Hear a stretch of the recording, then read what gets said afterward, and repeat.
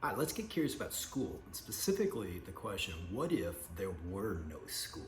Terrifying to some and maybe relief to others, and the reality we're living in, what, circa April 2020?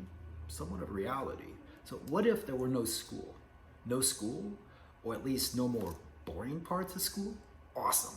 Wait, what? No school? How would you spend your days? When would you see your friends? What would you learn? Before we go off and cancel school, what if you took a second and asked yourself what you don't like about school?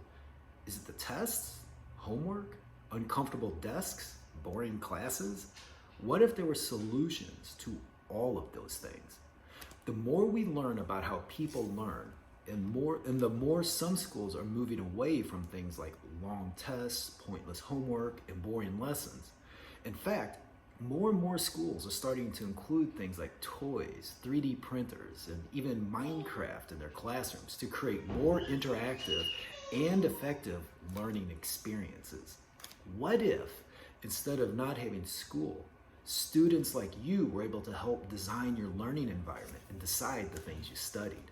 Now, we have a really fun activity to do, but before you do that, let's dive deeper into some other education revolutionaries out there. You probably heard by now Malala Yousafzai, sorry, an education activist, right? Most of us know her just straight as Malala. So if you don't like school, it might sound like a lot like fun to all of a sudden not have it. And sure, maybe school isn't the thing that is important to have. Education is. It's important to be able to interpret what is going on in the world, how to live with others, and how to learn more. Without any education, we would develop into apes. Malala is a Pashtun Pakistani who was shot in the head because she was trying to go to school. Trying to get an education, that's it.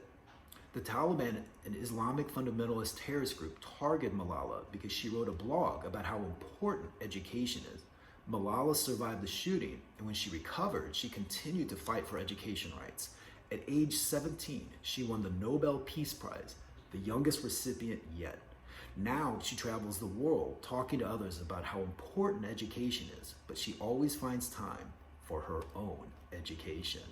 A real remarkable story to not only get inspiration of, but really to recenter your understanding of what education is, can be, and the importance of it.